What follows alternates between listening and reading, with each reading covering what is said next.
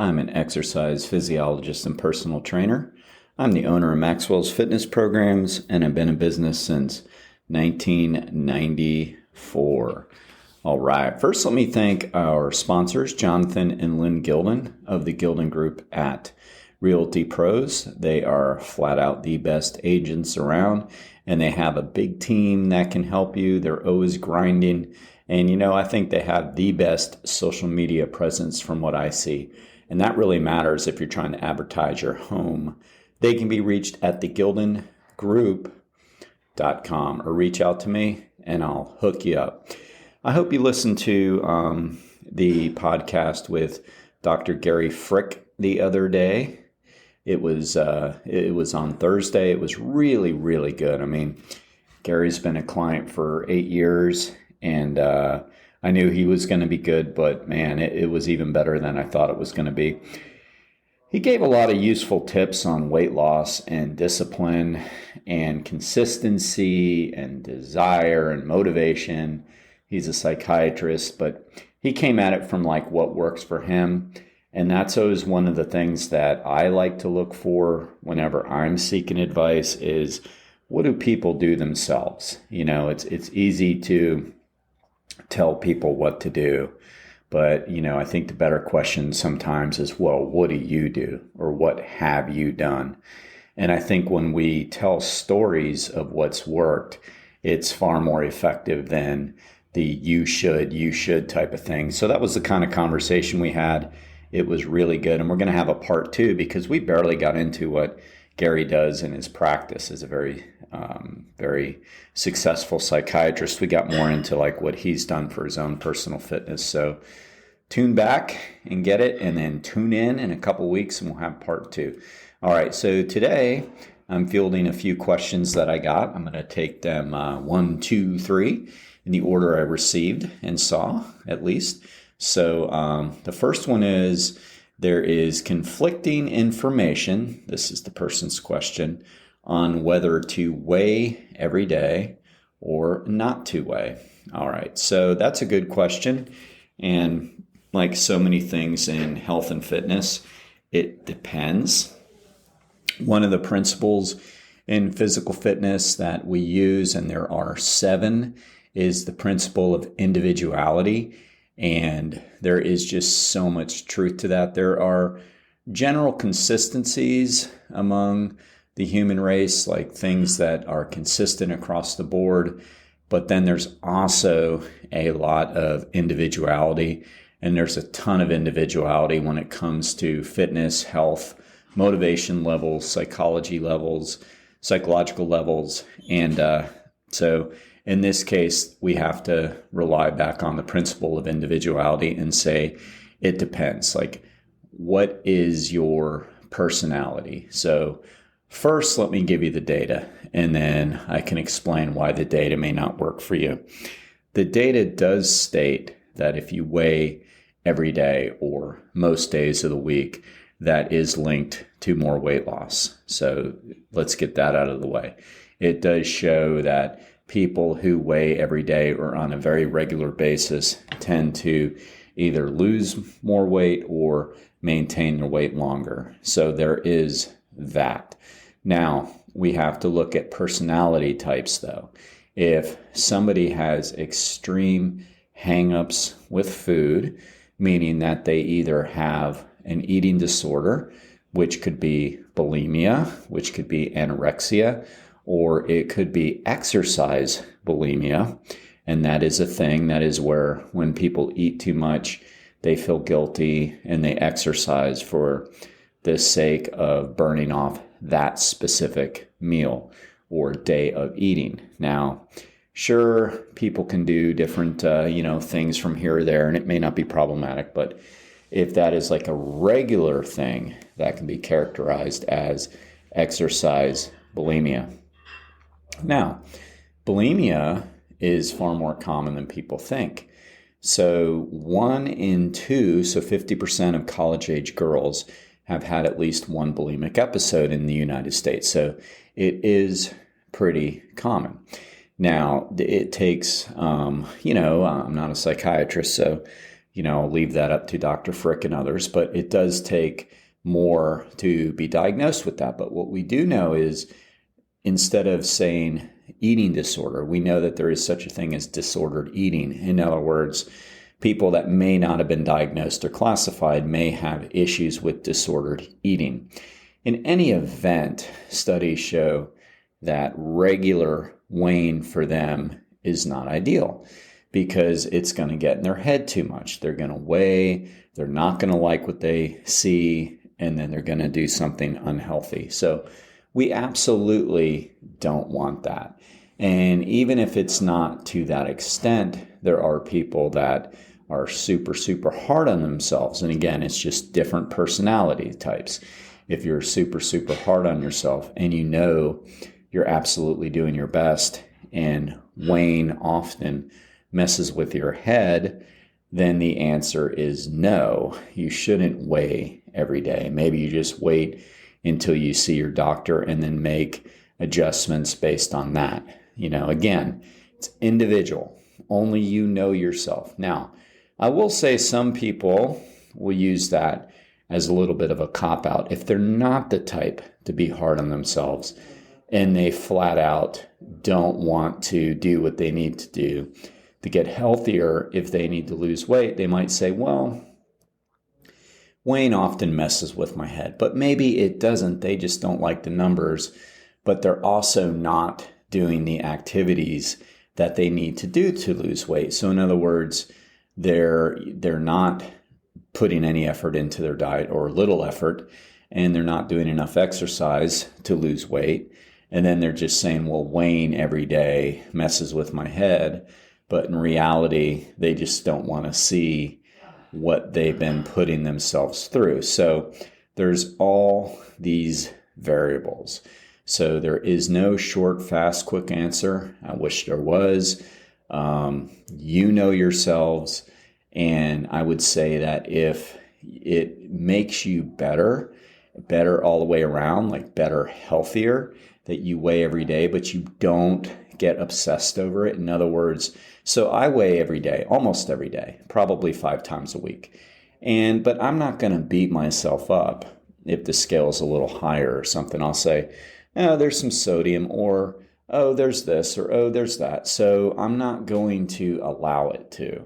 But if it does, and it puts you into an unhealthy tailspin of not very good eating practices, like restricting or over-restricting or punishing yourself, then it isn't good for you. So really it comes down to, does it make you overall healthier? Irregardless of weight, does it make you overall healthier? Only you know that.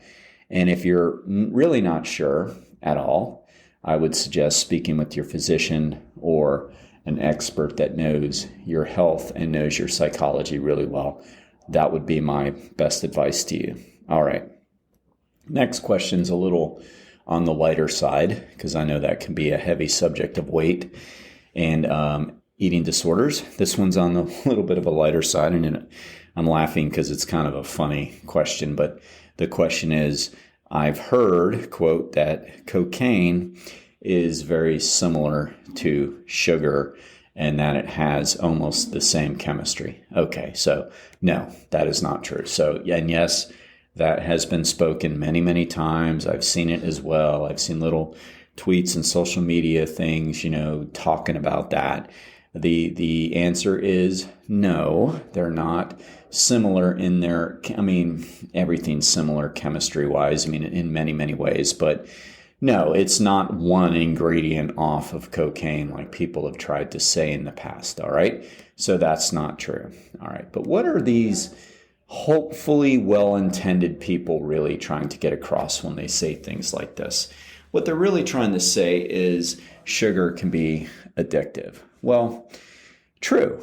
Anything that creates a dopamine response can create addictive tendencies. Anything. And sugar absolutely can do that. So if you don't know what I'm talking about, dopamine is the hormone that gets released when you have a sense of joy, something that is going to give you pleasure. Dopamine gets secreted, and then you feel a little bit up for a very limited time. So yes, sugar absolutely does make the dopamine secretions happen, as does a lot of things, as does most eating. Absolutely, actually is going to create a dopamine effect. A lot of times, it depends on your personality. It depends on what your desires are. It depends on what your motivations are. But social media can too. So all of the algorithms on Facebook and Twitter and Instagram know this. So if you get likes, literally likes, like somebody likes your picture or somebody makes a positive comment, there's a little bit of a dopamine rush that happens. Again, depends on how much you value that. So if you value that strongly, like, I hate to say this, I'm not trying to be judgmental, but like if your self-esteem or your self-confidence isn't very high, and so other people's likes and acknowledgments of you then gives you pleasure more so than maybe somebody who just really doesn't give a crap, then yes, that can also be addicting. So that's why you'll see people sometimes addicted to their social media. They'll post pictures, they'll try to make witty sayings, whatever.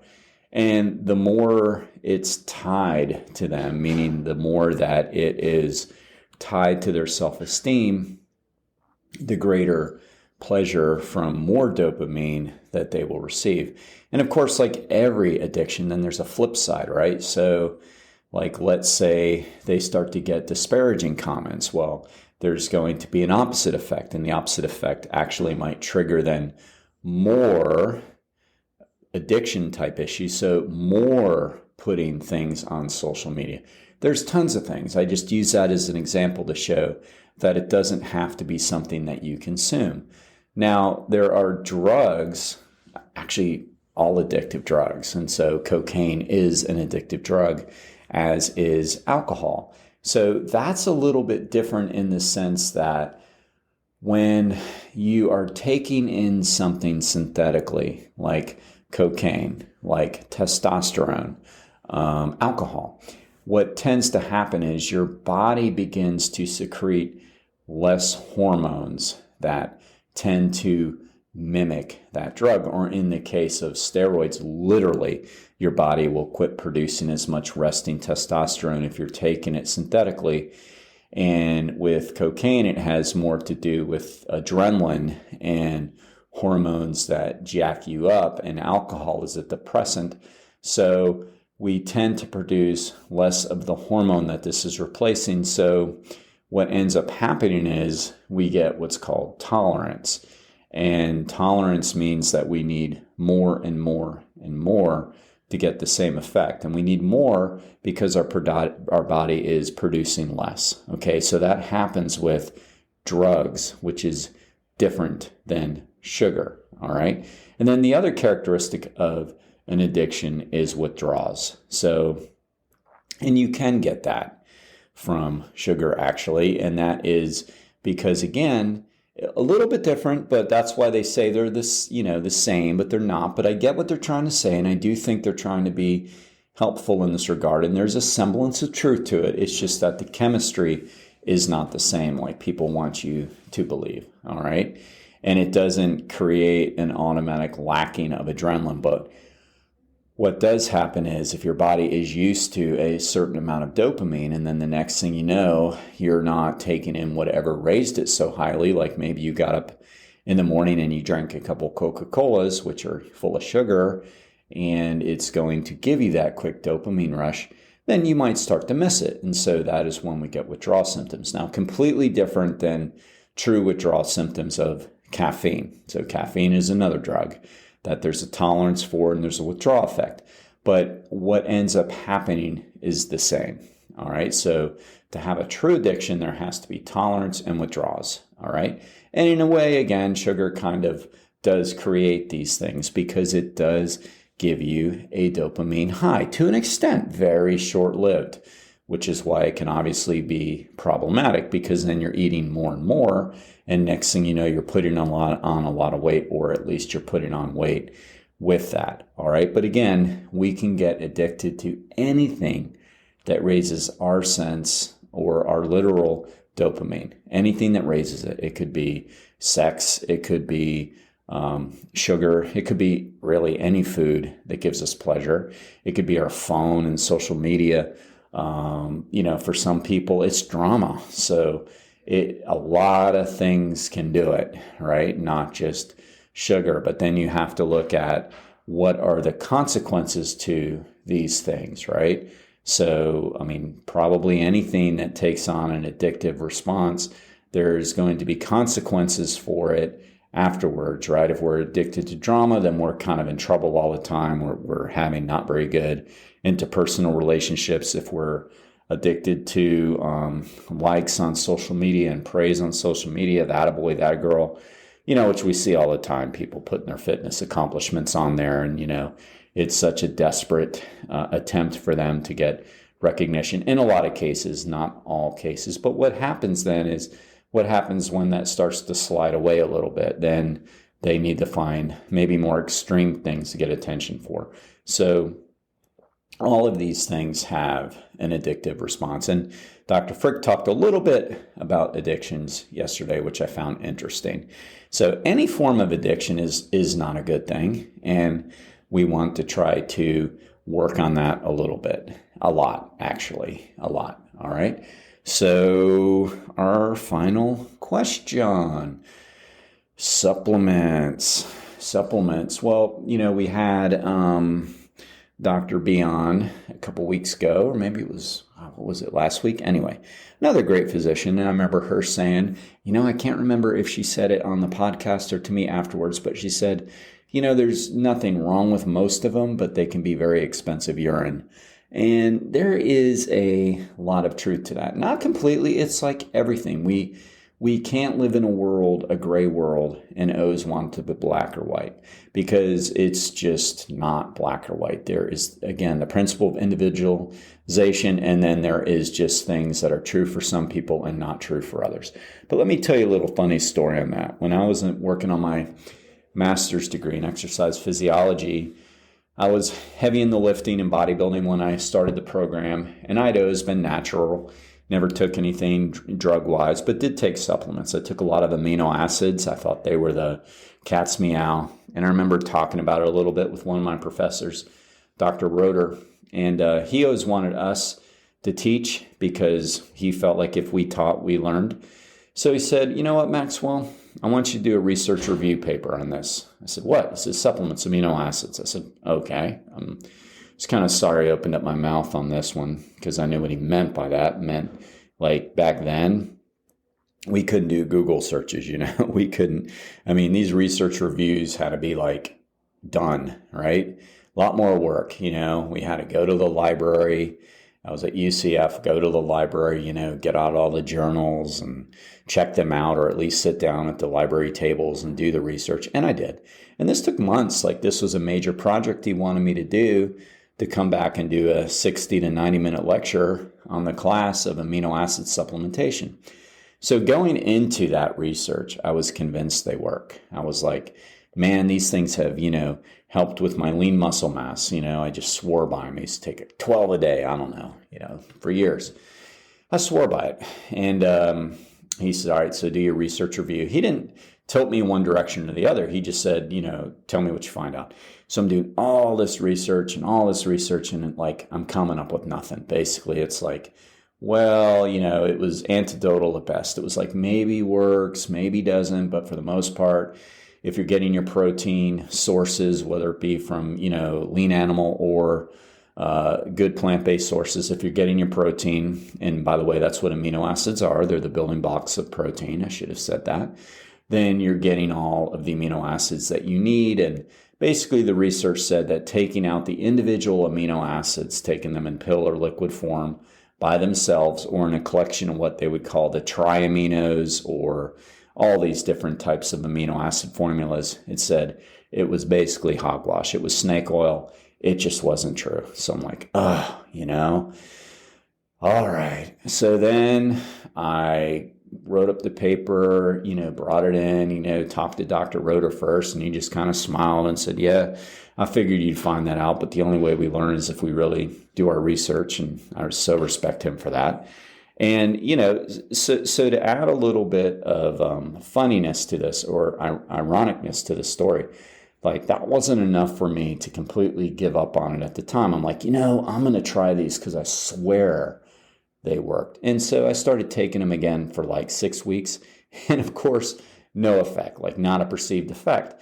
And so then I really, really learned the power of the placebo, that if we really, really believe something, maybe there's something to them, but what made them work was the placebo, right? Because as soon as I was convinced in my mind that it was snake oil, it no longer worked. All right. So to answer the question, I think I just did. Basically, most supplementation is unnecessary. Most can happen through your food, through your own natural environment of eating healthy foods. If you're eating healthy foods, you're going to find you're getting the supplements that you need. Now, again, you can do a panel with your doctor and they can determine if you're deficient in a certain area. And then you could maybe take something to help you. Now, there's nothing wrong with a multivitamin. As Dr. B says, worst case scenario, you have expensive urine. I take a Centrum. Like, there's nothing wrong with that. I'll take some B complex.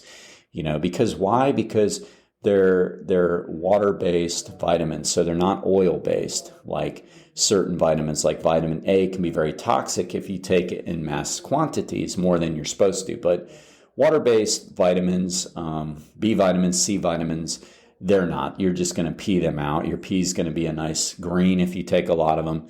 So, could it be just expensive urine? Yeah, but so I don't see, my own view for myself is like, I don't have a problem with that. I'm willing to spend a few bucks, to get that little added benefit. But I also know that most likely I'm getting everything I need from what I eat. And I can tell you right now that the vitamin business is a multi-billion-dollar industry, because so many people just want to take something and think, oh, that's good. But you know what? Life just doesn't work that way, people. All right. I want to thank our sponsors. All right. Daytona Beach's own overhead door company, Jeff and Zach Hawk, I know personally, and I vouch for them. They make the best garage doors. And most importantly, they have the best customer service. Locally owned, reach out to the owners. They will get it right. That's important. They can also be reached on the internet at overheaddoordaytona.com. See you next time.